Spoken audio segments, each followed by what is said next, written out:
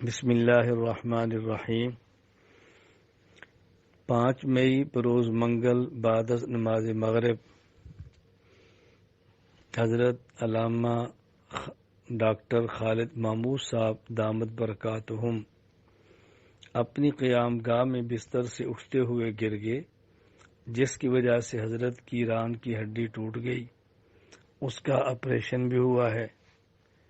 ظاہر ہے بڑھاپے میں عام سی تکلیف کا آ جانا اذیت کا باعث بنتا ہے، اور اس قسم کی تکلیف کا آ جانا مزید الجھن اور اذیت کا باعث بنتا ہے۔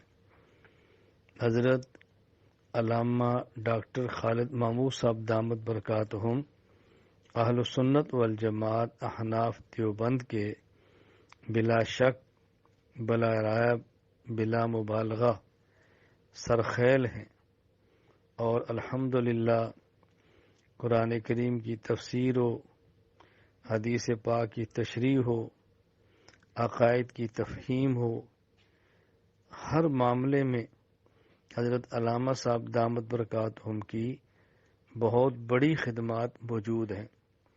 اہل علم کے لیے ایک بہت بڑا سرمایہ ہے۔ حضرت نے ہر وقت اپنی زندگی میں امت کی علمی رہنمائی فرمائی ہے۔ ہم چھوٹوں کو اپنے بڑوں کے ساتھ تعلق رکھنا چاہیے، خدمت کرنی چاہیے، قدر کرنی چاہیے، ان کے لیے دعائیں کرنی چاہیے۔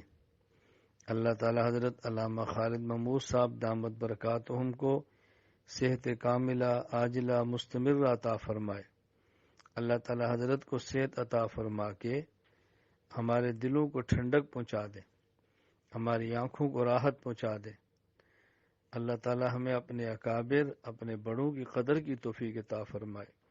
میری تمام احباب سے گزارش ہے، جن تک کہ میری آواز پہنچے، کہ وہ حضرت کے لیے دعائے صحت کریں، دعائے عافیت کریں۔